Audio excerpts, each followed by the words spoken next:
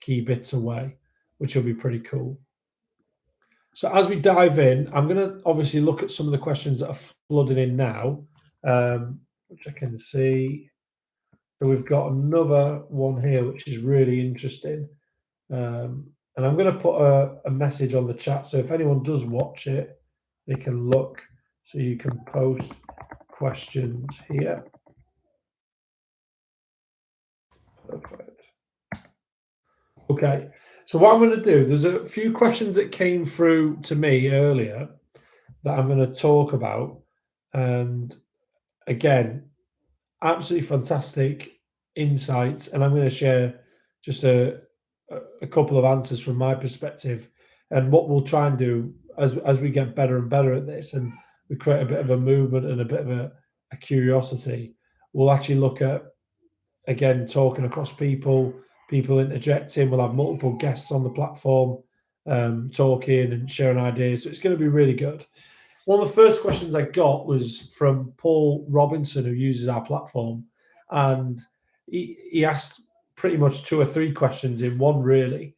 And it was a great one around whether it's linked to behavior, managing behavior, giving feedback, how it relates to individual players, certain players not being responsive to his feedback. My thing would be is that the biggest thing you've got to consider is how you can create an environment that reinforces the values that you want to see. But of course, the behavior has to marry the message. So, if we, as a coach, we've got to be modeling those behaviors all the time. We've got to be thinking if I'm wanting players to take responsibility for their development, show good listening skills, be receptive to feedback, be open to feedback, challenge the coach as well as challenge each other, be on it, focused, attentive, and all the other things, then we've got to create an environment that promotes those behaviors. If we've got standards that we're not measuring and we're not maintaining, that's when things can start to slip. So if we see something that doesn't represent the values that we want or we uphold, or even our expectations, and we ignore that, we've now set the new standard. So then that becomes a bigger issue, not only in the short term, but in the longer term as well. Working with players is very difficult because you're almost on the back foot. You're in minus credit, and you've got to try and build yourself back up. Um, so hopefully that answers some of bits of Paul's question. Again, there's a few things there where he talked about certain players might lack certain respect or be open to types of feedback. Um, some players even ridicule being given positive feedback. So I think there's a few issues here that may relate to more behavior management and thinking about how do we create an environment that reinforces the behaviors we want, but also really clearly outlines the expectations from them as well as from us to them to us. I will be seeing feedback in a way that's positive, that's going to challenge them and stretch them so that they can be the best version of themselves. And I would use it. And also, the biggest thing is using it more efficiently. So, when we're coaching, we've got to think often about energy. And one of the biggest things when we're managing a behavior and managing a group of people is that if there's one person that's not quite on board and they're potentially misbehaving or they're being disruptive or whatever it may be, then if we're giving attention to that and we're paying attention to those behaviors, we're actually rewarding that child in some respects. Because often any act of defiance or frustration or whatever, it's an act for a little bit of love, a little bit of attention or support. Um, and often, more often than not, people talk about is it attention seeking or is it affection seeking?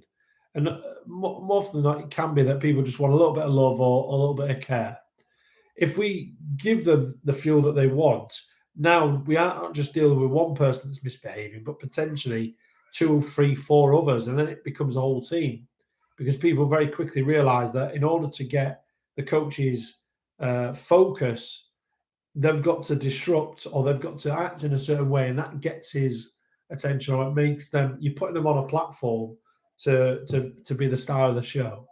We've got to find a different platform for him. So in those environments, the first behavior that you can demonstrate, or the first action, will be to ignore and actually reward the ones that show great listening, great attention skills, great concentration, great engagement, and really want to work with you, and encourage them and talk to them. And then talk to that individual who's being potentially disruptive aside and ask them, talk about your feedback. Ask them, why is it that when I'm trying to help you, you see that as an opportunity to do whatever or whatever it may be. So I would be saying to people, try and give attention to those who are giving you that energy back. Reward them, praise the positive behaviors that you want to see more of and the positive actions. You'd be very quickly surprised how a certain child or children that pretend to be, let's say, disruptive or whatever it may be, they'll actually quickly change because they'll know that other people are on board. And lastly, as well, you can talk to them about, I don't dislike you. It's your behavior that I don't like. So they'll quickly go, all right, he's not picking on me. He doesn't dislike me. He actually likes me. So if I change my behavior, he'll like me even more. What can I do to really get the best out of the coach? And I'd be saying to the players, what do you want from this environment? What are your expectations, as well as what are our expectations of you? So whenever they come into that building, which we can control, that environment, it's very clear to everyone, and they should almost be able to write them down. What does good look like? What does outstanding, exceptional look like? What would bad look like? And you can perhaps even start with what would bad look like with the players. Have a discussion about it, and they'll be able to tell you what the bad behaviours are, what not to do, and then it might be harder for them to, and you might have to support them. All right, you know what bad and not acceptable is. All right, let's talk about what would good be. What would be a great behaviour from a player? Good listening. Okay, why would that be good? Or whatever, great teammate, or whatever it may be. Or how can we reward those values? And I would say, in your coaching philosophy and even in your methodology, day to day. So this is going beyond the what. This is the how and the why to affect the who you're affecting. Who's that individual that we're trying to support within the collective? I would be looking into how can we create values and focus on those values as well as reinforce them. So the message, the behavior mirrors the message that I said at the start. Um, every session. So in one of my last clubs, we had a values which was score. So the objects of the game is to score more goals than the opposition. So of course, for it's easy to remember score. We want self-learners who are creative thinkers who take ownership for their learning, who are resilient and effective and efficient in what they do. So, how in that practice can you focus on self learning or taking ownership? Can you give them responsibilities where they lead the warm up, or um, they decide how to make the practice more challenging or less challenging? In other clubs, we've had other acronyms. And again, your values might be working hard, family, whatever words you want to use. Then it's all right. How can we really focus on that value? So if the value is family, what does that look like within that practice in tonight's session? If the value is creative thinking, how can we display that? And how can we reinforce that and develop that in others? So hopefully there's some good examples there. And again, some of the other questions that we've had that have come through, which are great, is how can we best use feedback and how do you develop scanning? There's been literally several coaches that have put that on the platform through the app that have submitted to me. So that's really cool. So this is one of our biggest areas of research. We've actually got a course on the platform right now around use of feedback and transitional information, which is part of my ongoing PhD studies. And what we've found is that coaches often prescribe the solution to the player, even when they're trying to ask a question, they're pretty much hinting at what the clear right answer is. And the danger with that is that we're imposing our perception upon the player. So what I would be encouraging you to think about is how can I use feedback transitionally? So not the traditional way, which is concurrently or terminally, meaning during action or terminal at the end. And of course, you can do that. But often with those approaches, we're very prescriptive. We're often breaking down the mechanics of a skill, giving technical detail, very explicit information, and we're almost pretty much robotically saying to the player, this is how we want you to perform this skill or this solution, or we're pretty much creating a pattern for them to recreate. And I would be saying, try and use your feedback in a way that doesn't tell the player what to do, where to look, or how to move, but gives them a clue and you're guiding their eyes. We had a great conversation on the platform with teaching expert Doug Lemov, Teach Like a Champion. And he used that phrase, one of the biggest roles of the coach is observation, being able to be really skillful in your observation and try and identify the best moments when to guide players, and guide is guiding their eyes, guiding their intentions. So how can you do that? So it may be that you're using challenges or you're asking questions, or as I said before, you're giving clues, you can use analogies. And by doing so, you're putting the ability and the exploration back on the player. So the player will then look for the right moments to try and execute. Why is that important? Because we know that football, and it's the same in other invasion sports, it's a complex, dynamic, forever changing, chaotic environment that requires skillful players. We need skillful players. We need players that are able to solve problems at the speed of sight. So if we know that, it's really important that we're not developing feedback in a way that relies on the player having to look to the coach for the answer. And if they're faced with a problem, which they will be, it's forever changing, it's chaotic, the game, and then they're stuck and they go to the coach, what do I do here? We want players to be game responsive. So in our duty through practice design and how we use feedback, because feedback is heavily associated with and linked and influenced by practice design, to guide the player's eyes. There's a course that we have on the platform around use of feedback, transitional information, which is where you can use feedback in a way that allows players to prepare for that next scenario without telling them what to do, so they can come up with their own adaptable movement solution. And that's because every player has their own unique and adaptable movement signature. So we all move differently, we all interact differently. So it could be, how can your pass eliminate two or more defenders here?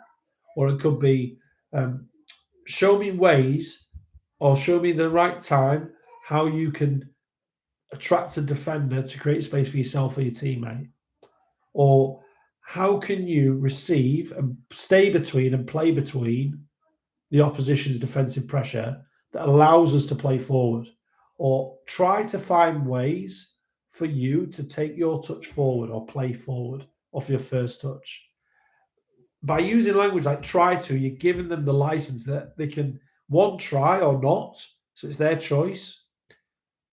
Again, freedom that they can make mistakes. It's okay. You can try. It's not a problem if you get it wrong. It's fine. But you're also not telling them how to do it.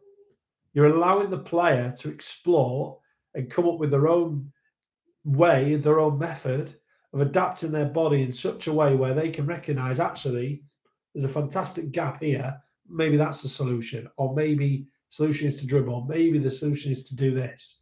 So they'll come up with the solution, not us. And our job then is to reward those behaviors, encourage disguise and deception. We should be placing a premium value on disguise and deception. And of course, encourage players to think differently. And again, one of the last questions was around scanning. So someone's put here, how do I develop scanning? And it seems to be a bit of a hot topic at the minute. I would say, again, think about visual search. How can you develop exploration? Well, it's not about looking, because looking doesn't necessarily mean seeing. Because as a player, I can look, but it doesn't mean that I've identified and gripped onto what I need to see in order to make the solution. So the role of the coach really is to get them to understand where to look and how best to look and how often do you look and at what points do you look. So with my eyes, the gaze, and again, there's great research around, Gérard, who's speaking at Soccer Science Conference with myself in a couple of weeks' time. There's stuff with Ben Barlett constraining football, his book. There's stuff around Quiet Eye. There's a lot of great stuff in there already. I would encourage you to explore some of these. And I would be saying design practices where the players are faced with problems to solve, choices. That isn't a bland answer. That is literally design practices where they have to look and it can change, meaning that there's an opposition or there's some kind of interference. Because by having interference or having the practice be opposed, you're now changing the dynamics. You're creating an environment where they're going to have to look for things. And 1 minute the player stood here, next minute he stood there, and now there's somebody else behind him or in front. So that's what you want. If you're designing practices that are quite constant, there's no interference, it's not opposed, and their only visual information is a mannequin or a metal man, then that's a problem because it's very difficult for them to optimally grip onto information that they're going to have to look for in a forever changing game, which is their reality. So if you decontextualize the practice environment, it makes it very difficult for them when they go into a game environment. Very, very difficult. So people have done it where I've seen people design unopposed practices where they've had cones, they've lifted cones up. That's your preference. It's not to say that it's right or wrong. You can do that. The only challenge there is that the player's looking for the cone. He's not looking for anything else. And he's making the decision based on the coach. So the coach says, right, go over here, and then he goes there. The coach says, go over there, he goes there. How can we design environments that are a little bit more dynamic? So again, can it be that players are moving and he's got to recognize how and when he plays that pass in? And as he's doing so, there could be somebody who's pressurizing him from behind. So if the ball that he gets being played into, if you're doing a passing activity or possession-based activity or whatever it may be, I've seen people do passing drills. Again, you can make it more contextualized, lots more interference rather than static and constant. It could be that this player behind can step in and intercept that ball coming in. Great, because now he's got a decision to make. How do I stop this guy? Do I go meet the ball or don't I? Because a lot of players will wait for the ball to come to him. Do I take my touch here? Do I manipulate my body in this way? As I'm doing that, does that gap close up or does it change? Great. Now you're getting the player to think. And what you can then start to do is ask him some really skillful questions around what did you notice when you took your touch here? What happened to your teammate where the defender was? Where was the defender as you took it? You can phrase it however you want, but you're starting to go on a bit of an exploration journey with the player. And that's key because it might be, as you made this decision here, what did you notice was a consequence of that? Right, okay. Oh, what could you have done differently next time? How can your touch allow you to play forward without losing possession of the ball or eliminate the duel? How can your touch eliminate that defender? Or where else could you run or where else can you stand in order to be in the best position to retain possession and play forward? Oh, well, I could go over here. Why does he know that? Why has he said that to you? Because he's had to look. He's had to literally scan. He's had to search and explore the environment and go, actually, I should be over here. So there's some of the things that you could do. There's some great questions still coming through the app. I've just seen Zane. Great to see you. So excited to see you on. So thank you. Zane's popped a question. Is there a best practice for getting youth players to understand pressing triggers? I think some of the best practices you can do. I don't think there's one particular practice because every practice can be designed based on the needs of your players, right? And again, circumstances change, numbers change, pitch geography might change. Pressing triggers. Where is it? Are we trying to regain the ball anywhere on the pitch? Is it regaining the ball in the middle of third and setting traps? Is it regaining the ball high up the pitch? Is it recognizing how to press and stop the shot on the edge of our box? So it will vary, and it will vary because obviously every player is different. You're almost designing the role of the coach is to design these environments really specific to who the individual is in front of them. And one example could be one of the best practices could be that think about the area that you're in, think about what numbers are in that particular situation, and I would be drawing the pitch geography to create a problem where, let's say, the players have to go and hunt the ball. Let's say we're trying to win the ball high up the pitch. So think about the format and the game model that you're in, the format of the game, stage of the game you're at. Is it 7v7? Is it 9v9? Is it 11v11? Because that'll dictate the pitches that they're going to see. Who's receiving the ball from where? So you can design a practice where, as they're receiving the ball from potentially a goalkeeper or a server, or they're getting a ball from another source. It could be from a throw-in. We never often work on practices like that, but it could be from another source. They've got to work on receiving skills as well. Then it could be, right, are these the triggers to jump? These 2 or 3 players go and try and win the ball high up the pitch. Or in your little mini thirds game with horizontal thirds, or it could be, there's a million and one, to be honest with you. There's so many designs, but the principles probably remain the same in that you've got to design a practice where there's a clear objective to score. So for the team that's building up and trying to break the press, there's a clear method of scoring for them that they can hurt the opposition and really hurt them, whether they're scoring this counter goal, scoring the target, whatever it may be. And in doing so, that means that there's a consequence for if the defenders don't recognise the right trigger to press, that they can get hurt. That's great. So now you're giving yourself a real problem to solve. And I would be saying to the players, recognise when the opposition are in good possession or bad possession. Good possession meaning that they've got options on the ball, they've got time and space, and they can make the pass. Or bad possession meaning that actually you've created a trap. They haven't got a lot of time and space on the ball. They haven't got many options. And you're almost encouraging them to play a certain way, and you force them into a mistake. And then you can design practices around that. So hopefully that answers your question, Zane. Design a practice where players can then recognise, right, this player's received the ball, he's had a touch, it's a bad touch. That might be a great opportunity now to jump because my mate is shutting off that pass in there. We're encouraging this one. We won't win the first ball, but we'll definitely win the second. And we'll try and get it. And then I would be encouraging loads of scenarios. So using scenarios, using incentives, rewards, like what if we regain the ball in this area of the pitch, encounter in 3 passes or less, it's worth 3 goals. If we regain the ball and we do this and score not, it's only worth 1. Or it could, depending on what values you want to reinforce, it could be even if it's as simple as understanding when and how to press and the triggers to do so. It might be how often can you how many times can you regain the ball in the next 5 minutes that disrupts the opposition's ability to go forward, to play forward. The number of times you do that equals the number of goals you score.